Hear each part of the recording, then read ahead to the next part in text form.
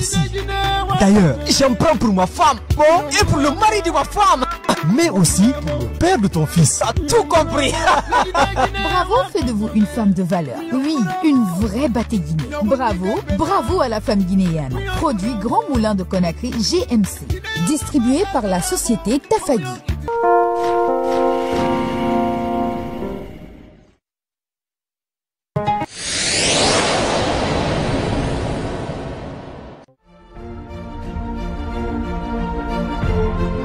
La RTG, sur la colline la plus célèbre de Conakry. Les caméras et micros sur le monde, les infos de la Guinée et du monde en français et...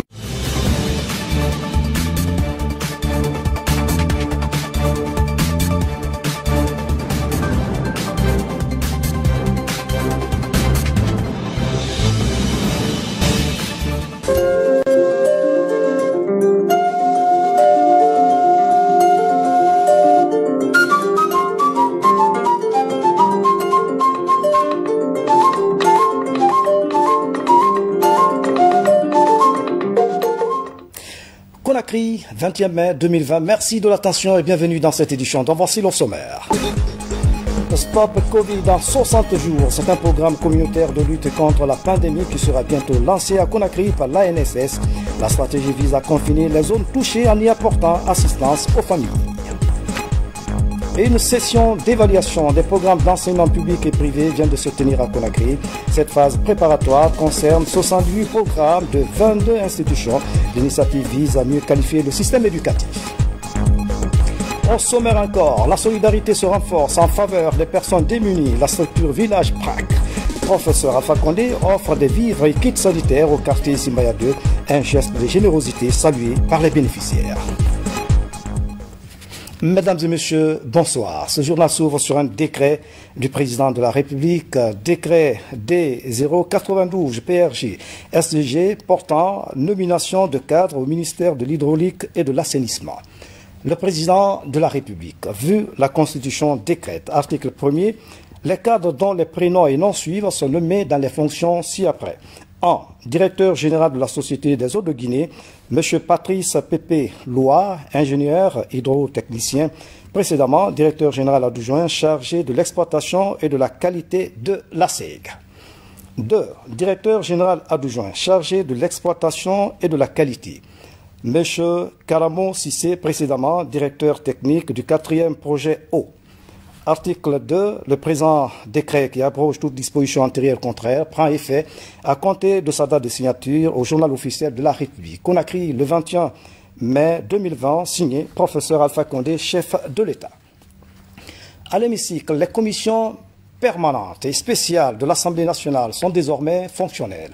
Elles ont été validées ce jeudi à la faveur d'une séance plénière. Ces commissions étaient attendues pour marquer le démarrage officiel des travaux relatifs au travail parlementaire. Sidi Roberto, bonsoir.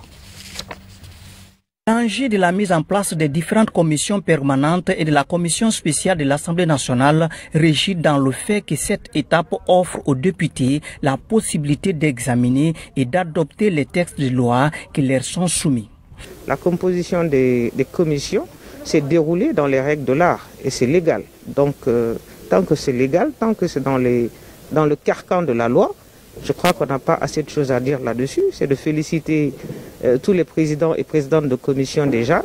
Et ce qu'il faut noter, c'est que la présence des femmes est très marquée dans les commissions.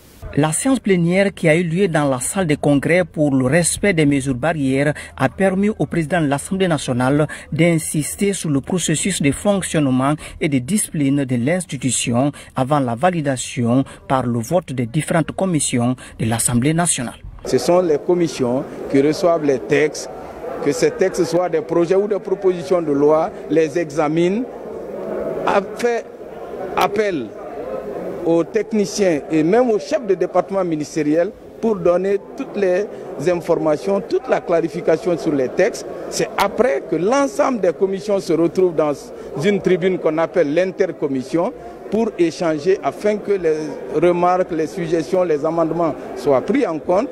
Et enfin, les groupes parlementaires donnent les consignes de vote à travers une explication de vote dans les groupes Dans l'agenda de l'Assemblée nationale, la commission santé recevra dans les prochains jours l'équipe de l'Agence nationale de sécurité sanitaire pour échanger sur le bilan et la riposte contre la COVID-19.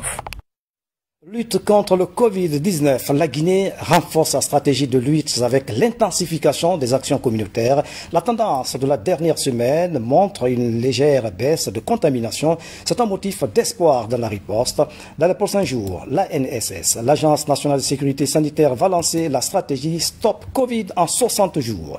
Un programme communautaire qui vise à confiner les zones touchées en y apportant assistance aux familles. Mamadi Ternaka Michoko. À l'observation des données sur l'évolution de la pandémie du coronavirus en Guinée, une légère réduction du taux d'infection est constatée. Cette semaine, le taux de contamination s'est stabilisé aux alentours de 12 et 16%. Une tendance qui nourrit l'espoir de pouvoir vaincre la maladie avec la volonté affichée de l'ensemble des Guinéens. Dans les couloirs de l'Agence nationale de sécurité sanitaire, on explique en partie cette baisse par l'instauration du port obligatoire de masques de protection individuelle dans le pays. Je remercie l'État pour avoir décrété depuis le 18 avril le port obligatoire des masques, qui est l'une des meilleures stratégies qu'il peut nous donner. Parce qu'aujourd'hui, vous n'êtes pas sans savoir qu'à travers le monde, la première stratégie qui peut réduire le nombre de cas dans un pays, c'est le confinement. Donc, en plus du confinement, c'est le port des masques. Parce que la plupart des infections, comme c'est aérien, à travers le nez et la bouche, donc, nous avons un taux d'observance qui tourne autour de 70 à 80%.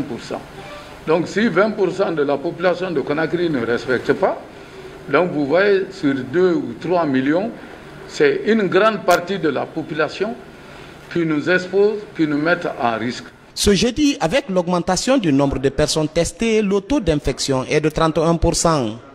Pour vite rompre la chaîne de contamination, un vaste programme communautaire sera bientôt lancé. Stop Covid en 60 jours, mobilisons-nous est la nouvelle stratégie adoptée. Un programme similaire qui a fait ses preuves pendant Ebola. Il consiste à confiner les zones touchées en y apportant assistance aux familles. Que la communauté soit mise devant dans l'accompagnement des cas confinés à leur domicile avec une équipe médicale qui va le suivre comme on a fait pendant le cerclage en leur donnant les médicaments et surtout des soutiens alimentaires à domicile, plus les kits d'hygiène. Donc tous les 131 quartiers de Conakry sont déjà classés par nos techniciens. Donc pour un départ, on ne peut pas attaquer tous les 131 quartiers. Nous allons commencer par les 16 quartiers qui abritent les 40 à 50% de vos cas et contacts. Et au fur et à mesure, nous allons l'étendre aux autres quartiers de Conakry et si possible certains de l'intérieur, parce qu'il faut que le confinement soit tous les contacts et tous les cas positifs. Ce programme permettra à l'ANSS d'intensifier ses interventions dans les communautés. Plusieurs personnes guéries de la maladie seront mises à contribution. 2 mois, juin et juillet, est ce délai que se donne l'ANSS pour contrôler le Covid-19. Un défi pas surmontable avec l'engagement des populations guinéennes. Stop Covid en 60 jours, une action à soutenir. Depuis l'apparition de coronavirus en Guinée le 12 mars dernier, l'État a pris un certain nombre de mesures pour limiter la propagation de la pandémie. Les conditions d'entrée sur le territoire guinéen ont été définies. Les précisions avec le ministre de la Santé, colonel Rémi Lama. Désormais, les étrangers et les ressortissants guinéens souhaitant rentrer sur le territoire guinéen sont soumis aux mesures ci-après. Avoir fait le test de dépistage à la COVID-19 et être déclaré négatif avec un certificat attestant cela délivré par les autorités sanitaires du pays de provenance. 2. Une fois sur le territoire guinéen, nos concitoyens sont reçus au centre de traitement épidémiologique de Nongo pour un prélèvement confirmant les dits résultats. Par la suite, un confinement est prévu à l'hôtel Onomo, réquisitionné à cette fin pour une durée de 14 jours, même si le résultat s'avère négatif. Ce n'est qu'après les 14 jours de confinement, pour les cas négatifs, que les citoyens guinéens pourront rentrer chez eux. 11 Guinéens sont déjà concernés par cette mesure. 3. Quant aux étrangers, ce n'est qu'après 14 jours de confinement dans leur pays et après avoir été déclarés négatifs à la Covid-19 qu'ils seront admis sur le territoire guinéen. Eux aussi seront soumis à un test de dépistage pour confirmer leur résultat négatif. Ensuite suivra le confinement de 14 jours. C'est ainsi que 10 Portugais sont confinés à l'hôtel Onomo et 11 ressortissants chinois arrivés le 20 mai 2020 dans notre pays ont tous fait leur prélèvement et sont confinés en ce moment même à leur base et ne pourront en sortir qu'après avoir observé la période de confinement et avec à la clé un résultat négatif. 4. Il est à relever que pour les vols commerciaux, l'État guinéen exige 2 équipages dans l'avion afin que l'équipage de réserve puisse assurer le vol de retour. Aucun membre de l'équipage n'est autorisé à descendre de l'avion, seuls les passagers au départ embarquent. 5. Pour les vols cargo, un accord lie l'Agence nationale de sécurité sanitaire à l'hôtel Camaen pour la prise en charge des membres des équipages. Ceux-ci de l'aéroport, sous bonne escorte, sont conduits à l'hôtel où ils seront confinés durant leur séjour. Des mesures de sécurité et de désinfection ont été mises en place à cet effet. De leur arrivée jusqu'à leur départ, ils n'ont de contact avec personne et ne peuvent se rendre à l'extérieur de l'hôtel. Le ministère de la Santé rappelle que ces mesures seront strictement appliquées, sans discrimination ni aucune exception, car il a été établi que les flux migratoires constituent une des sources de propagation de la Covid-19. Dans le même registre, les innovations technologiques sont mises à contribution par les jeunes développeurs pour lutter contre le coronavirus. La coopération belge, en collaboration avec le PNUD, vient d'injecter 300 millions de francs guinéens aux 3 projets d'innovation des jeunes. C'est à la faveur d'un concours dénommé Hackathon. Gayassila. Ces jeunes porteurs de projets retiennent l'attention des incubateurs de par la qualité de leur innovation. Tous ont proposé des solutions numériques pour aider le gouvernement à briser la chaîne de contamination de Covid-19. Dans un contexte de crise comme celui qui nous est posé ici aujourd'hui avec le Covid-19, il est temps de rassembler toutes les énergies pour proposer des solutions pour faire face aux défis. On sait qu'il y a beaucoup de défis qui se posent, des défis sanitaires, des défis économiques, des défis sociaux. Et donc, il faut vraiment que le secteur privé, les partenaires techniques et financiers travaillent ensemble. Et c'est vraiment ce qu'on a voulu illustrer en travaillant conjointement avec le PNUD et également en rassemblant les différents incubateurs, puisqu'il y a plus de 6 structures d'appui aux entreprises qui ont été impliquées dans ce hackathon. Et tous ensemble, c'est comme ça qu'on a pu contribuer au développement de projets qui répondent aux défis de Covid. 100 millions de francs guinéens chacun, c'est le montant que les partenaires Enabel, Integra et PNUD ont mis à leur disposition afin de leur aider à développer leur intelligence artificielle. Le projet est baptisé Hackathon. On a vu que l'initiative Techstar, le Startup Weekend, est une initiative reconnue mondialement qui permet l'émulation et la création de solutions innovantes. Et donc, nous, on a vu ça comme une opportunité où on pourrait tout de suite permettre la synergie des jeunes Guinéens à créer l'émulation et la créativité et de l'innovation chez les jeunes pour pouvoir permettre de mettre en place des solutions qui pourront répondre assez rapidement à la crise sanitaire que nous traversons dans notre pays et dans le monde.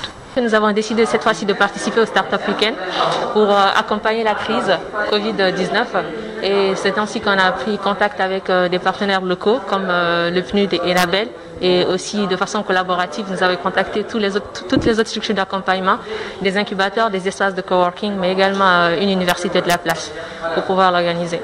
L'écosystème de lutte contre la Covid-19 s'est élargi ces derniers temps en Guinée. Les solutions digitales pour la prévention, la détection et le suivi des cas positifs sont apportées demain. Éducation, le processus d'évaluation des programmes d'enseignement se poursuit à l'autorité nationale d'assurance ANAC. Une session ordinaire du conseil d'administration vient de siéger sur la conduite à tenir par les experts externes pendant l'évaluation. La rencontre devrait évaluer 78 programmes de 22 institutions d'enseignement public et privé. La précision dans ce reportage, Francis Colli. 78 nouveaux programmes sont dans la démarche pour leur accréditation à l'autorité nationale d'assurance qualité ANAC. Après l'auto-évaluation des institutions publiques et privées soumissionnaires, l'ANAC travaille sur la conduite à tenir par les experts pour l'évaluation des programmes jugés recevables. Il y a 64 programmes, rapports qui ont été déposés au niveau de l'ANAC. Et ainsi, sur les 22 institutions qui ont candidaté, publiques et privées, il y a 18 qui ont déposé leur rapport d'auto-évaluation. Et maintenant, nous sommes en train de prendre des dispositions à cause de la pandémie, voir comment nous allons mettre en œuvre la deuxième étape qui consiste à l'évaluation externe. Autrement dit, des experts externes doivent aller dans les institutions pour conforter les éléments des rapports d'auto-évaluation et la réalité de ces institutions. Pour la crédibilité de cette institution d'évaluation, le conseil d'administration planche sur les moyens et modes d'opération des experts externes.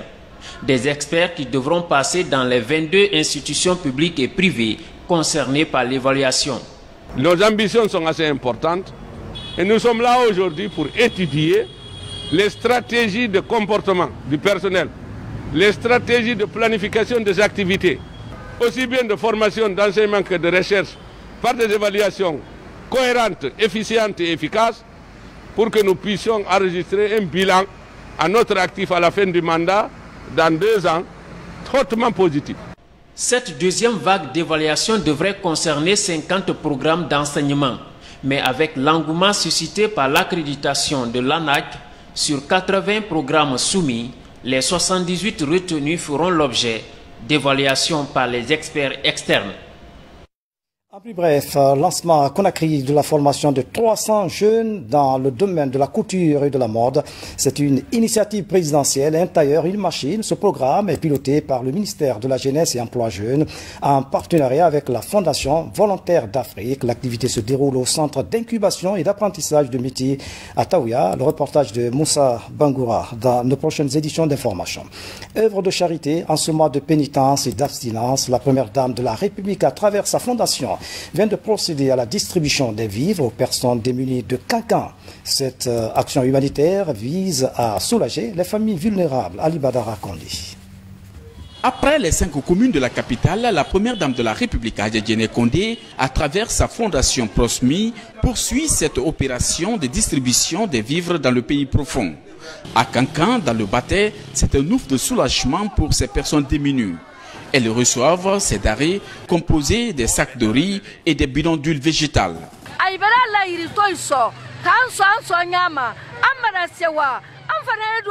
Vous avez donné à manger à nous les démunis. Que Dieu protège la première dame et que cette maladie qui fait des ravages dans le monde quitte notre pays.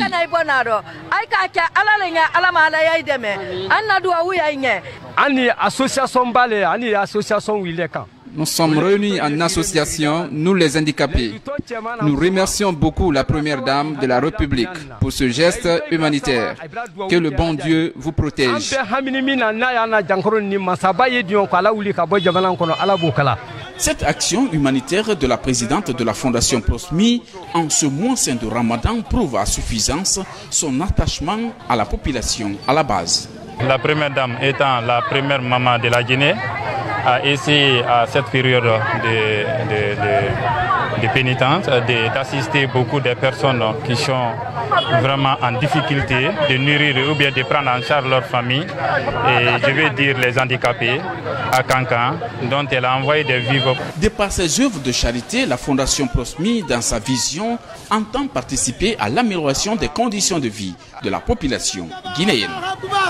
À quelques jours de la célébration de la fête de Ramadan, la solidarité se renforce autour des démunis. À Conakry, la structure Village PRAC, professeur Alpha Condé, vole au secours les familles défavorisées du quartier Simbaya 2 dans la commune de Matoto.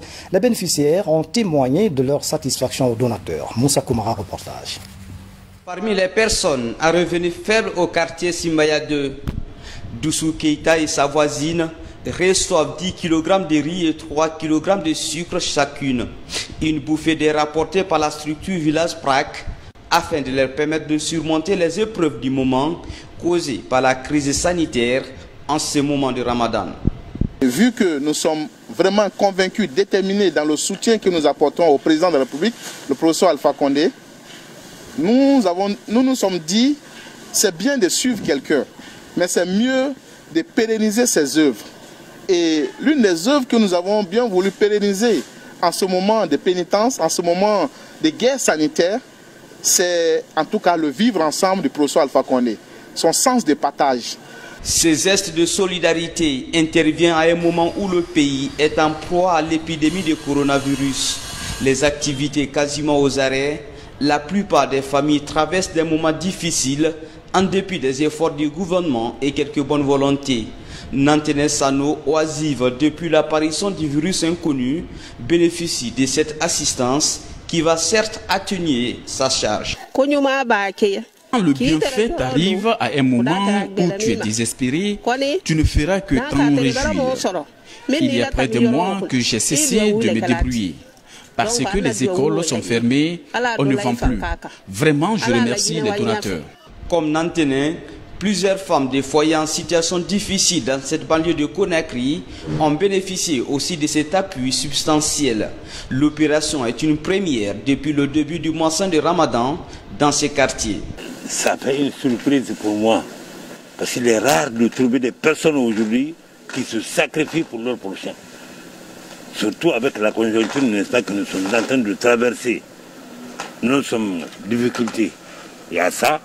Et il y a aussi cette maladie qui est venue s'impliquer dans nos moments. Pour cette première opération, une centaine de familles sont touchées. La caravane va se poursuivre même après le mois de Ramadan, promettent les mécènes. Et puis ce communiqué du ministère de la Sécurité et de la Protection civile.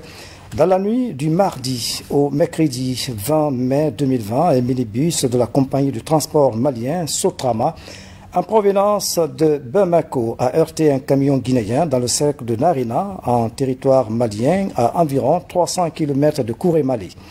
Selon le premier rapport de nos services frontaliers, le bilan provisoire est de 22 morts et plusieurs blessés, au nombre desquels se trouveraient des Guinéens. La violence du choc entre les deux véhicules n'a pas permis l'identification immédiate des victimes. Grâce à l'intervention des secours maliens, les victimes ont été transportées dans les structures sanitaires de Bamako. La partie guinéenne suit l'enquête ouverte à cet effet pour connaître les causes réelles de ce grave accident et les dispositions éventuelles à prendre. En cette douloureuse circonstance, le ministre de la Sécurité et de la Protection civile, au nom du gouvernement, adresse ses condoléances aux familles éplorées et au peuple de Guinée et de la République sœur du Mali. Conakry, le 21 mai 2020, le ministère de la Sécurité et de la Protection civile. Dans l'actualité encore, l'amicale de la 38e promotion de la faculté de droit, des sciences économiques et de gestion vient d'offrir une importante quantité de denrées alimentaires et des kits sanitaires aux orphelinats, aux enseignants des privés et autres personnes démunies. L'action vise à donner le sourire aux bénéficiaires. Younous Atawel Kamara. Le respect des gestes barrières, notamment le lavage des mains, le port des masques et la distanciation sociale étaient une exigence au cours de cette cérémonie de remise des denrées alimentaires aux personnes vulnérables. C'est une initiative de l'amicale des étudiants de la 38e promotion de la faculté de droit des sciences économiques et gestion de l'université Gamal Abdel Nasser de Conakry. Le don est composé de sacs de riz, de sucre, des bidons d'huile et des kits sanitaires, mais aussi des enveloppes symboliques. À la veille de la fête de Ramadan, il s'agit pour cette amicale de donner du sourire à 3 catégories sociales en cette période de crise sanitaire. Le Covid-19, les conséquences ne sont pas que sanitaires. Elles sont pour moi plus économiques que sanitaires. Et malheureusement, quand il y a des conséquences économiques, les répercussions encore reviennent sur le sanitaire. Donc du coup, pour choisir les cibles, ça n'a pas été facile, parce que presque tout le monde en a besoin. Alors, nous nous sommes dit, on va regarder d'abord les orphelinats. Parce que dans les conditions où l'économie tourne bien, ces orphelinats reçoivent des dons. Dans le contexte où les gens manquent de moyens, où même certains ont perdu leurs emplois, c'est difficile pour ces orphelinats-là. Donc, après les orphelinats, il y a un secteur qui a été particulièrement impacté par cette crise sanitaire. C'est l'enseignement privé. Il y a des couches sociales très vulnérables. Alors, cette pandémie est venue s'ajouter à cela. Et c'est dans ce sens que nous, de cette 38e promotion de l'Université Gamal Abdel Nasser, on s'est retrouvés, on a décidé de collecter des fonds pour un peu contribuer à remettre le sourire sur les rêves de certaines familles. Du Palais des Sports, les donateurs se sont rendus au domicile des bénéficiaires pour leur exprimer leur solidarité et partager leur peine en ce moment de crise sanitaire dans le pays. C'est un geste d'humanité en cette période de Covid-19, de Ramadan et de précarité de vie. C'est un geste qu'on ne peut que saluer et inviter tout un chacun à penser à cette couche vulnérable. Cette autre action de solidarité de la part de l'amicale de la 38e promotion des étudiants de la faculté des droits des sciences économiques et gestion de l'université Gamal Abdel Nasser de Conakry en faveur de ces personnes en situation difficile est un bel exemple à suivre. Et puis communiqué conjoint des ministres en charge de la fonction publique et du travail.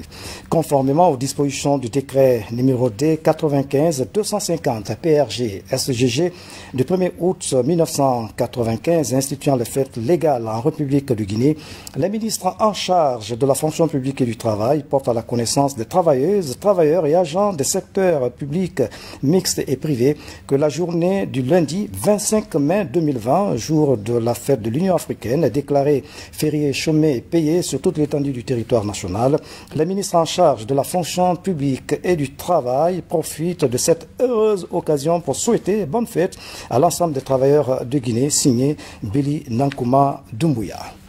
Vous le savez déjà, la Guinée a célébré hier la journée internationale de la météorologie sous le thème « Mesures pour le commerce mondial ». Pour l'occasion, le ministre d'État, ministre de l'Industrie, Tibou Camara, a réitéré l'engagement du gouvernement à renforcer les capacités de l'Institut national de normalisation. Sur un autre plan, le ministre du Commerce, Boubacar Bari, est très préoccupé par l'équipement du laboratoire de contrôle de qualité et de la désinfection des marchés, cela pour rompre avec la contamination, des actions à encourager. Le bulletin du jour sur l'évolution du Covid en Guinée. Ce jeudi, l'on a enregistré 27 guéris et 140 cas positifs et 19 décès. La Guinée compte au total 3067 cas positifs et 1575 guéris, respectant les consignes sanitaires. Voilà, c'est la fin de cette édition à tous. Merci de nous avoir suivis. Je vous souhaite une nuit paisible en ce mois de Ramadan. À bientôt.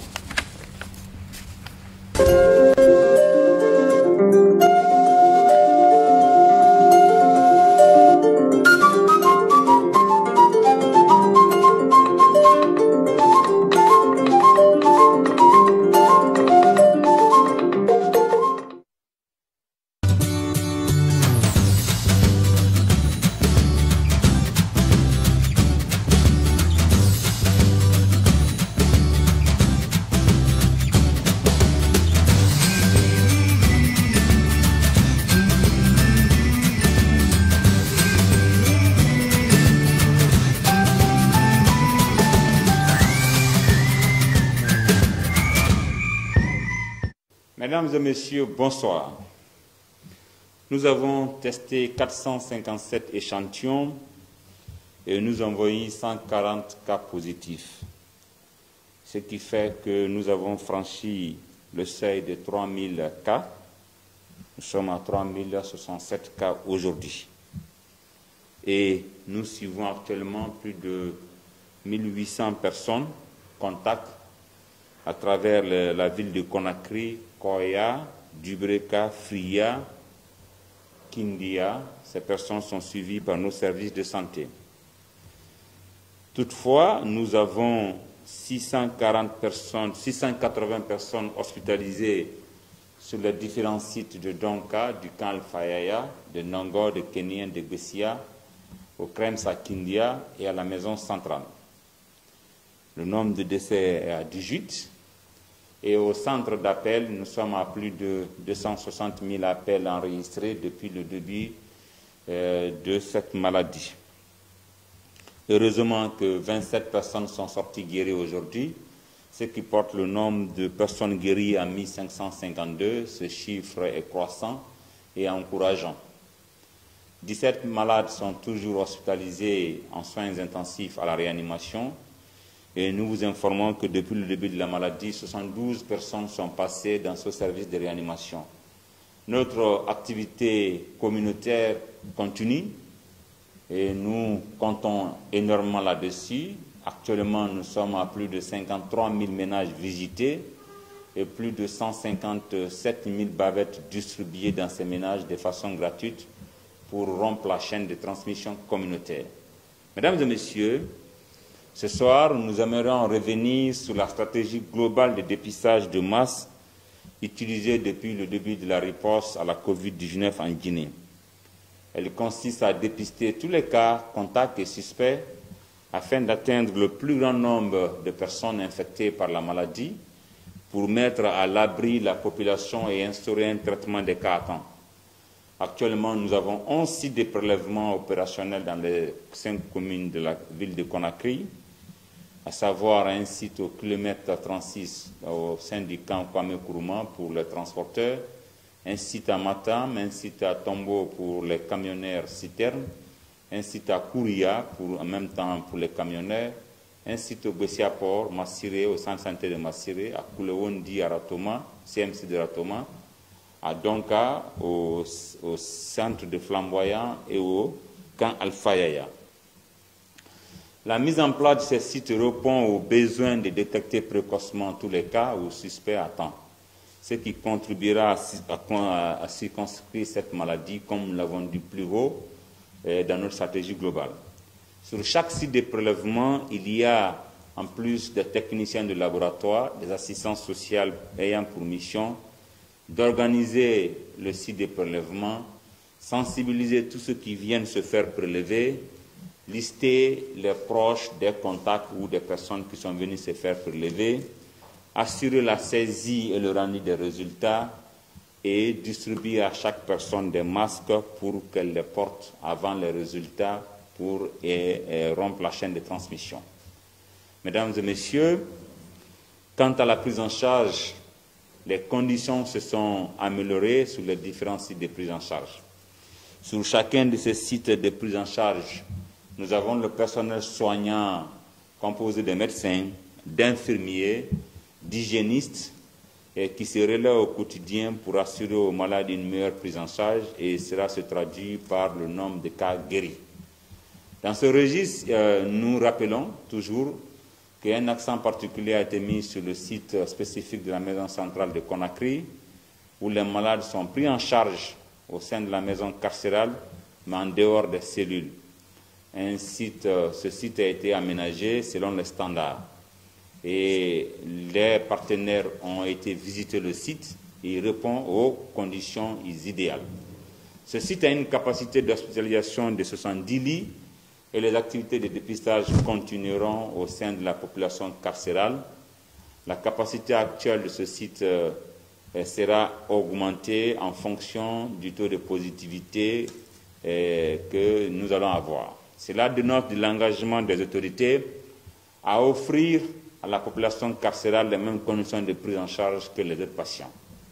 Nous tenons aussi à rappeler que le traitement des malades de la Covid-19 en Guinée s'est fait sur la base d'un protocole qui utilise l'azithromycine et l'hydroxychloroquine et d'autres comprimés, d'autres molécules sont associées à ce traitement.